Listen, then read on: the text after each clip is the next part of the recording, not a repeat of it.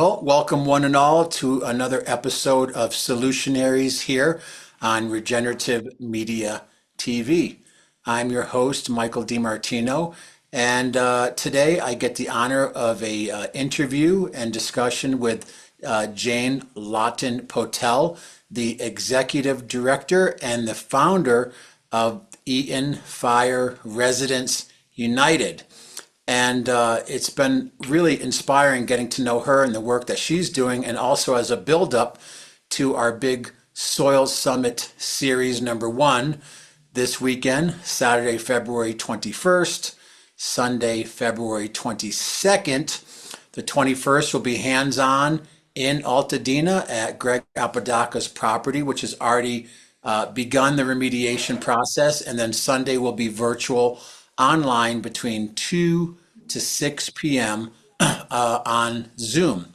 So that was a mouthful. So we're going to jump right in. We have a lot to cover, and certainly 20, 30 minutes does not do justice to the experience, the breadth, and the scope of the work that she's doing with the EFRU, again, the Eaton Fire Residents United organization, which of course many of us know about the devastating wildfires that happened just over a year ago, all throughout Altadena and of course through Pacific Palisades. So with that, I'd like to introduce our guest today to not only educate us, but hopefully inspire us to action about what we can do post a lot of these really sad and horrendous disasters that seem to be more and more prolific around the world. So again, welcome to Solutionaries and the solutions that you bring. Again, Jane Lawton Potelle. Thanks, Michael. I really appreciate you having me on. So just to start off with, there's so much to cover. How did you originally kind of get involved in the work that you're doing? And then, of course, we'll fast track forward about the fire and kind of what you're doing now, helping to facilitate and kind of lead the synergistic effort of the fire survivors. Yeah, well, the fires came on in our community, and it was just absolutely devastating, I think is an understatement to say. We all had to evacuate in the middle of the night, and some people stayed, of course, to try to fight the fires. Many of us left. The smoke was thick, the winds were high. Everyone was in a state of shock and fear. And,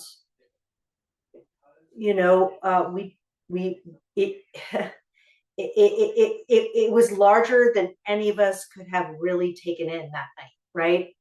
But when I was able to finally come back to my property, my area of Altadena was the first part of the community to have the evacuation order lifted. My home is the very last street to the west off of Altadena Drive. And anyone who has driven through Altadena probably has been down Altadena Drive. It's one of the main thoroughfares, and most of that street for many, many miles is just annihilated. It's just nothing's there. Every once in a while you come across a standing home, but most of the homes that line that street are just gone.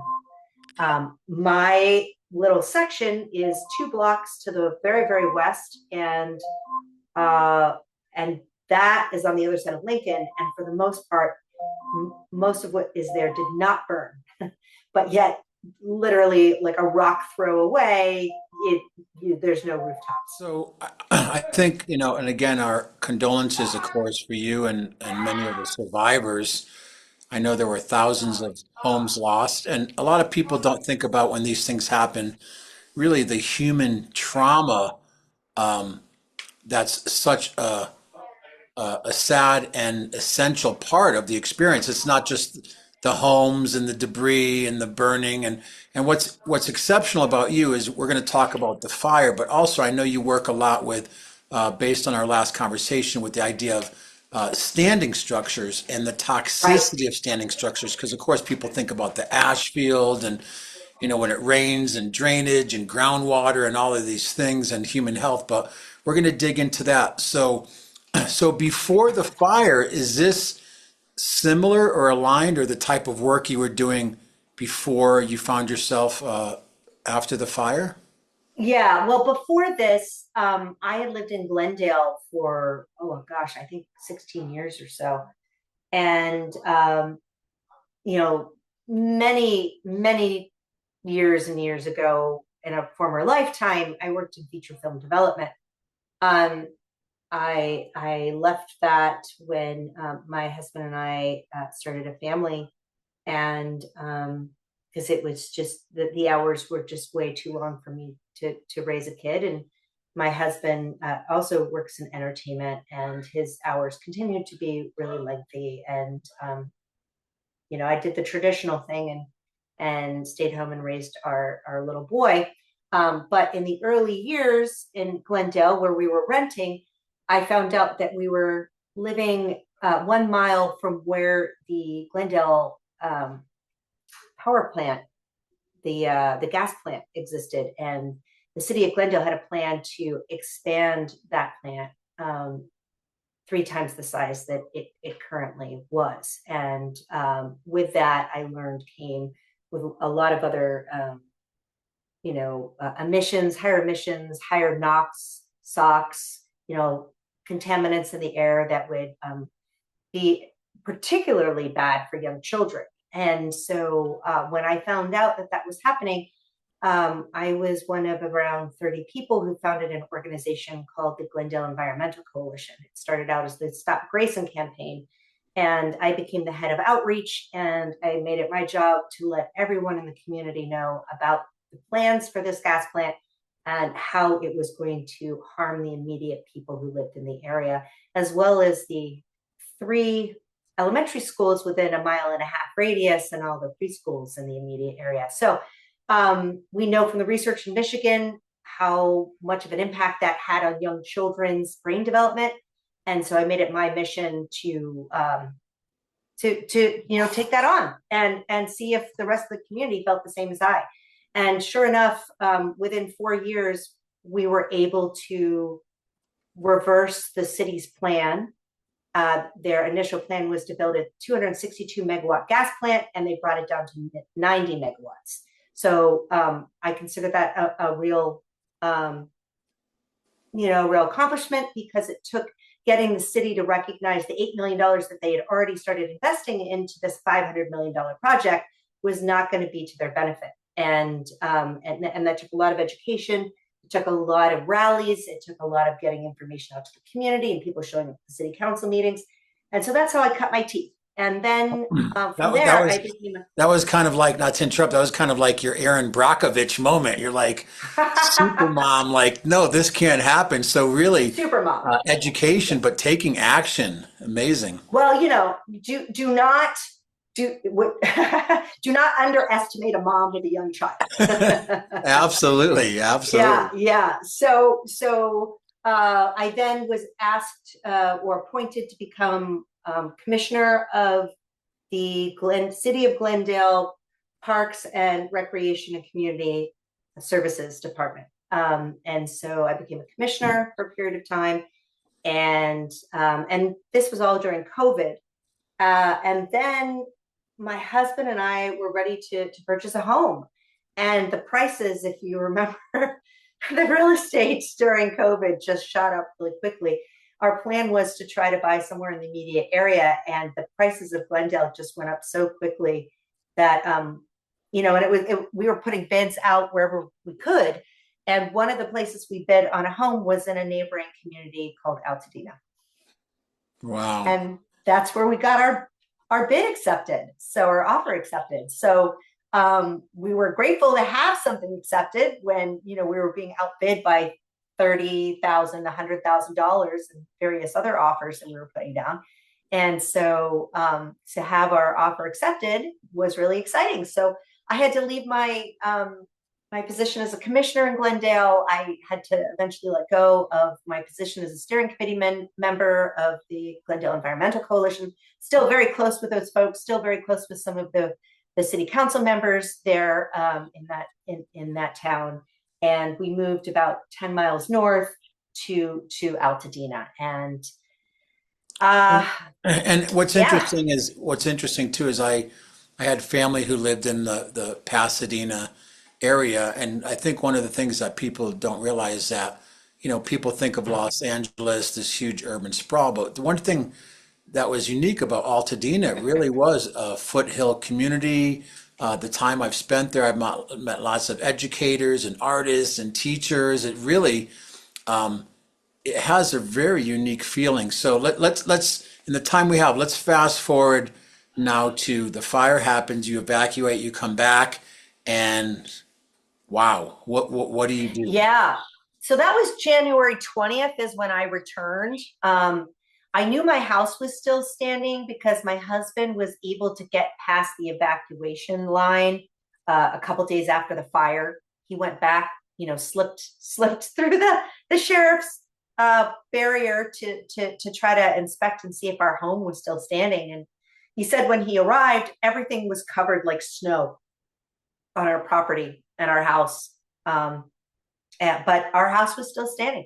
As I mentioned to you before, our 2 blocks at the very, very end of Altadena Drive was untouched by actual fire, but that doesn't mean it wasn't untouched by the impact of the fire.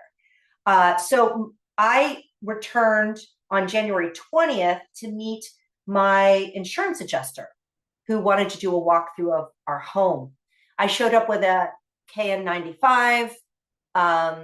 And the wind was actually quite brisk that day. You could see the particulates in the air moving around like tumbleweeds rolling down our street. It was really, looking back, quite horrifying, but I didn't know any different, right? I didn't know that I should be concerned about this ash at the time and all this debris circling around. The adjuster walked through my home. He was not wearing a mask of any sort. He said, well, your house smells a little bit like smoke. I do see some ash on your windowsills and some of your corners of your house. I'll probably write an estimate to remediate your home for around $30,000. But you could just clean it up yourself and pocket the money. And I said, oh, is that what people do? And he's like, it's just carbon. There's nothing to worry about. I've seen this hundreds of times. I've worked for, the insurance company for a number of years. This is what I do. And this is just trees and bushes. That's all this is in carbon. And I said, okay. And he then continued to say, and you're going to want to power wash the outside of your house as well. I'll include that in my estimate, but you could always rent your own device from Home Depot and power wash it yourself. However, I wouldn't bother to power wash it until October because the Santa Ana winds are going to continue to blow throughout the area according to the Farmer's Almanac. So there's no point in trying to power wash your home if the winds continue to blow for the next few months. And this debris will continue to be in the air.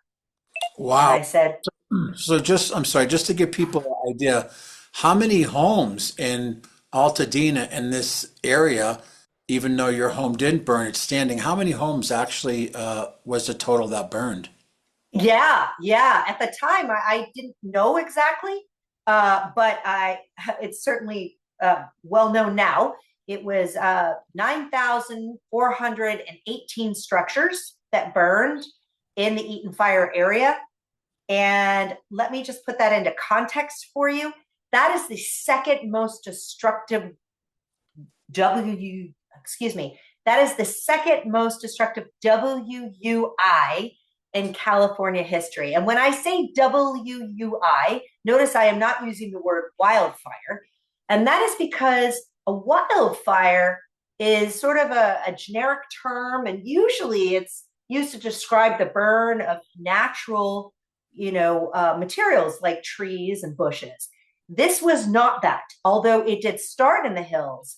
This was a WUI, a wildland urban interface. And that means most of which burned and covered our homes in ash and infiltrated our homes with smoke was from man-made materials. And that's really important to know, because what makes up the burn is what's being, covering your home and infiltrating your mattresses and your sofas and going into the nooks and crannies, but between your drywall with the smoke and it, having your insulation absorb all of that Definitely, contamination as definitely a well. lot more than the insurance adjuster obviously was maybe For aware of sure. or just trying to brush over. Oh, for sure, for sure. And the thing I want to relay is that when I was talking to this adjuster, I said to him, "Well, if the wind's going to continue blowing, and you're saying it doesn't really make sense to power wash my house, should I be concerned about all this blowing in the air?" And he goes, "Well, no, you're going to, after you remediate, you're going to want to keep wiping down your windowsills and your doorways because it's going to continue to blow in, but there's nothing to worry about. It's just carbon from bushes and trees." So it's like, oh, okay.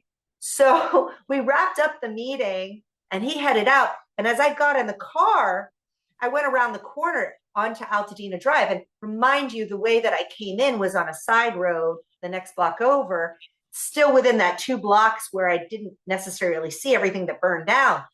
And, I headed west over to my home, so I didn't see the devastation. As I came back around the corner to head out, to kind of go back on Altadena Drive and then take another road south, that's when I saw the National Guard down the block. And beyond them, there was nothing there.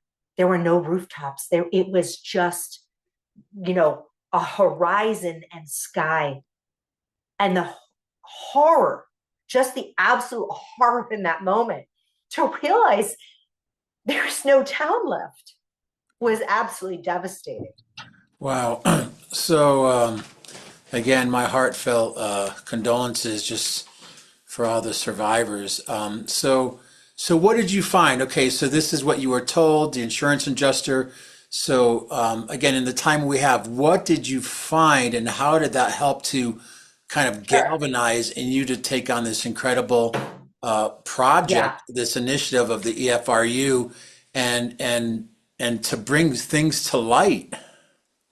Yeah. So the thing to know about Altadena, as you alluded to earlier, there are a lot of um, scientists in our community. In fact, just to the west of me, as I mentioned, on the very last street, there's a cliff and it goes down to Humamunga Park. And on the other side of Humamunga Park is JPL. That's Jet Propulsion Laboratories. And a lot of my neighbors work there. So what I did was I reached out to one of my neighbors who I knew worked at JPL. And I said, "Hey, what do you think of what's happened? You know, and what are your thoughts about what's going on with all the debris in the air?"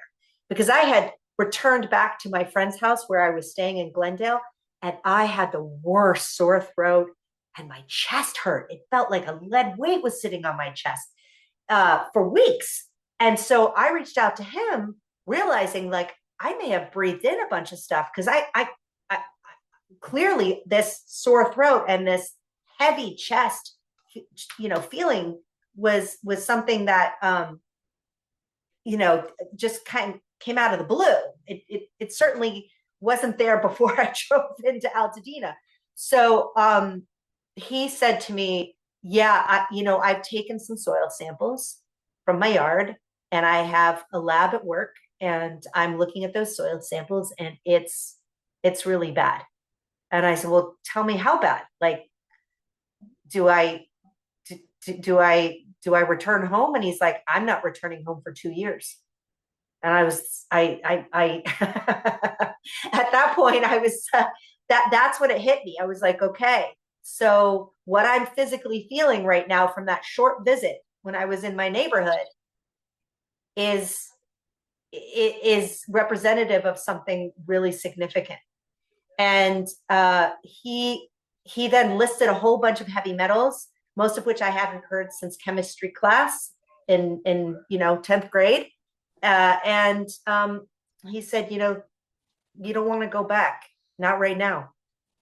And so that's when I decided to go and check out the FEMA tent and see if they would test my soil, because that's what he said. He said, you may want to check out FEMA. I know sometimes they test soil after a fire. So I went to the FEMA tent and I asked them if they would test my soil, and they came back and said, well, we're not doing that. But what you want to do is go in that building over there and Pasadena City College. There's a whole bunch of government booths there. Go look out environmental services and talk to them. So I went inside there. I couldn't find anyone in an environmental services booth, but I did find public health. And I sat there with that lady for a good while. And I asked her, I said, who's doing any testing? Are you testing soil at all? And she said, no, we're not doing any soil testing. I said, well, what is the EPA saying? And she said, the EPA is not saying anything. And I said, well, if FEMA's not testing and you're not testing as public health and the EPA isn't saying anything, who's doing any testing? And that's when she said to me, who sent you? And I said, no one sent me. I'm a resident of Altadena. I'm concerned about the air and what's covering my house, and my chest hurts and my throat hurts. And she said, well, there's no evidence it isn't safe. And I said back to her, well, there's not going to be any evidence if no one's testing. Well, So kudos to you for that's what critical started. thinking too, because Yeah. when people think about it, you see like with our eyes the devastation of these WUIs, but people don't think about car tires, cars, electric vehicles, lithium batteries, houses that have lead paint, old construction models, fiberglass, toxic substances, pressure tested wood, all of these things, household chemicals, cleaners, paints, aerosols, propane. People forget about all the things that are part of that ash and debris pile. So here you Mm. are having this direct experience, and you're realizing at that point it seems like I have to take things into my own hand. And you've was that the moment that EFRU was That was the born? moment. That was the moment. I mean, I didn't have a name for it yet, but I walked out of that building thinking, I'm all alone. I got to figure out what to do. And right now I felt so alone. And I went home and I started doing some research. I noticed that the Marshall Fire folks had a Facebook page. They were talking a lot about industrial hygienists. I looked up what that was. I found out that they cost anywhere from like $3,000 to $20,000 to test your home. It was like, do I have that lying around? How do I get my home tested? And then the thought occurred to me that if other people were going to test their home in the community, maybe if I put some labor into it and put together a map, maybe people would be willing to let me map the type of contamination they were finding in their homes, because then that would tell me what was in this ash and whether or not it was safe to return, right? So that was the first inkling I had. And I immediately then went onto all the local Facebook pages in Altadena. And mind you, I'd only been living in Altadena for, I don't know, 3.5 years at that point. So I didn't know that many people in the area, but I started putting out an offer to have a meeting on Zoom. And who wants to meet to talk about the idea of mapping industrial hygienist tests? And suddenly 60 people showed up 2 days later on this Zoom, most of which I did not know. And because of my experience with the Glendale Environmental Coalition, And because I realized how many people were going to show up to this meeting, because I could see the Zoom signups, I came up with a list of different areas where people could get active. Where, I had a political advocacy group, I had a press or PR, I should say, group. I had a data unification group that was for the scientists, right? And so we did have a handful of scientists show up, including my neighbor. And that's when those folks got to work on figuring out the methodology behind mapping. Thankfully, one of the folks who showed up to that meeting was Dr. Nicole McCalla, who has a doctorate in data mapping. And for the last 25 years, she's been, busy with her PhD setting up education programs on how to best facilitate studies. And so how perfect, right? So she led the data unification team, and they came up with the system that they did using best scientific methods to put together this system with a data survey to collect information when people do submit their tests. So we understand, were your windows blown open? How far away are you from a burned structure? Wow, incredible. Because what I'm hearing is you're in between, you're a survivor of the fire, you have a standing structure, you met with your insurance person, you're looking for support, governmental, civic support, leadership. You're at the intersection of health, but also the reality of what do you do for compensation, and then you're finding out there might not really be the support that's needed, and now you're kind of, I'm sure you have a team, but you're kind of this super mom at this moment, galvanizing and bringing all these various elements together to create the Eaton Fire Residents United project, which is important. And you're doing this mapping now. So, I will say we have a little time left. I want to leave a little bit for the interview on Sunday, February 22nd, because I want people to really, and you have so much incredible data. What did you find? What are you doing? What can people do? You have been this incredible trailblazer to put all these things together. So Yeah, we've had a couple different big pivotal moments. The first couple months was, are we contaminated? And with what? And initially people were just sending in tests of lead and asbestos. And what we found was not too many people had asbestos, which was shocking.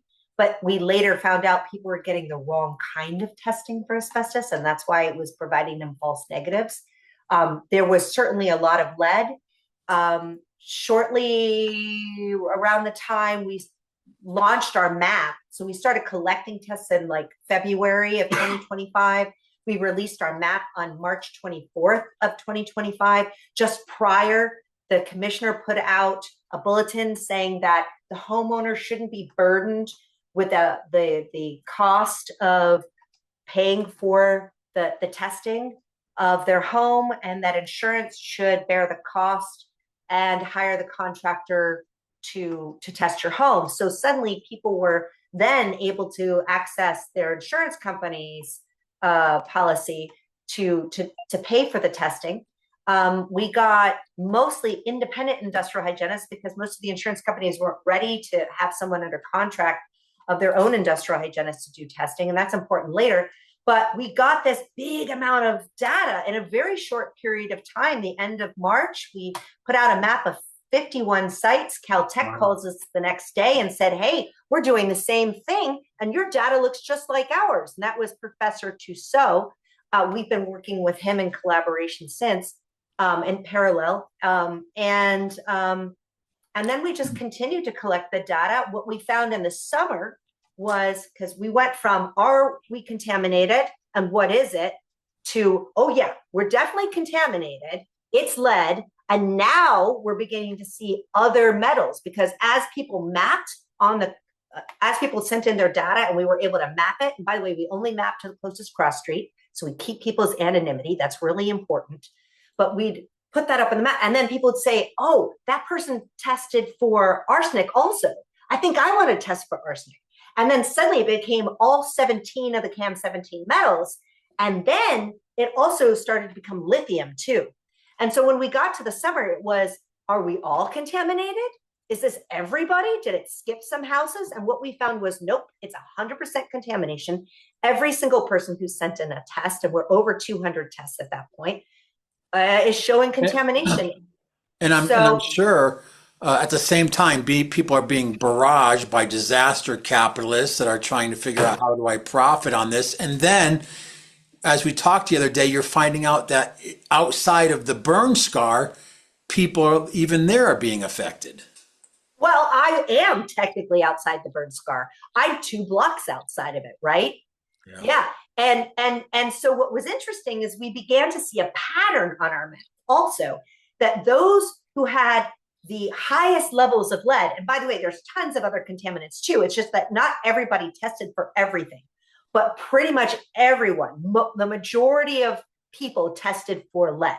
So that's sort of the leader on our map. But if you click on any one of our icons, you'll see a list of other contaminants that they may or may not have tested for and, tested positive for in many cases. Just because someone doesn't test for something doesn't mean it isn't there, by the way. But what we found is that people who were south of the burn line actually had higher levels of contamination than some folks who were in the northern portion of the burn scar. So people who were literally within the burn scar, in some cases had less contamination levels, a lower contamination level of lead than those folks who lived south of the burn scar and folks who weren't even in the evacuation zone. Because the winds, you have to remember, the winds were blowing 100 miles per hour. It was taking all of that ash, soot, and char and forcing it violently into the crevices of our homes, under our doors, into our vents, down into our HVACs, into the crevices of our windows, and into people's garages. And the wind was really that forceful factor that carried it so far south. Yeah. So just in the minute we have left, because the show is Solutionaries, and again, this has been incredibly sad, but very educational. Because when I lived in Northern California, we had the Paradise Fire and there was the Santa Rosa Fire, and this is stuff that people don't. People are living their lives, trying to survive, raising families, going to their jobs. So these are things that usually aren't apparent to people. And you've done this incredible amount of work as a award-winning solutionary, I would say, to help kind of create this whole organization. So I want to make sure people know how to get in touch with you. I do want to plug the Soil Summit. But what are some of the solutions that you're finding in response to this incredible body of research and testing that you're doing? Well, first of all, there's no one who's tracked this kind of contamination in the past in standing homes. So this is a first, right? As I mentioned to you, probably the second most destructive WUI in California history, Paradise being number 1. However, Paradise was 153,000 acres. This all happened within 14,000 acres. So you can imagine the density of this contamination is really high. What this map has done at www.efru.la, where we have also our post-remediation map along with our pre-remediation map, what this has done is it has allowed people to go to their insurance companies and say, I need to test because look at somebody who lives just up the street from me. Look what they got in their homes, because insurance really wanted to keep this contained. They didn't want everybody in the local area to test their home because they don't really want you to find things because it's more costly for them, right? That suddenly now they have to remediate your home. And what we're now finding in our post-remediation map, which we came out with in November, is that remediation that's being led by insurance in many cases isn't working. And what really needs to happen is restoration. And believe it or not, remediation is not a word in the California Insurance Code. That word does not exist. You know what word exists? Restoration. And restoration includes replacement of things. And right now we're in a bit of an information war with insurance. to say, hey, you want to clean everything, you think everything can be wiped down, but in fact, in many cases, that may not be sufficient. What really needs to happen is replacement of items. And so, look, we are in this chapter right now of clearance before occupancy. We have a mandate that we are putting out, and we are working on a bill right now with Assembly Member Harabedian, co-authored by Senator Allen and Senator Perez, and also Assembly Member Irwin, to say, we need clearance before occupancy. Everyone deserves to have post-remediation testing and show that their home is clear of contaminants. And if it's not, insurance needs to go back and take things out and do restoration rather than remediation. So that's the chapter we're in right now. We're all learning from this. Yeah, and as you already know, Jane, too, a lot of people in California can't even get fire insurance anymore because they realize it hurts the bottom line. It hurts the people who are invested in these companies. But the reality is we're kind of needing a huge paradigm shift where we're putting people before just the bottom line and profit. And, with whether you believe climate change is real or not, or there's a lot of different theories of how these things happen and start and perpetuate it. The bottom line is it just seems to be more and more prolific every year. So this is about human health. We need to put human health before finances.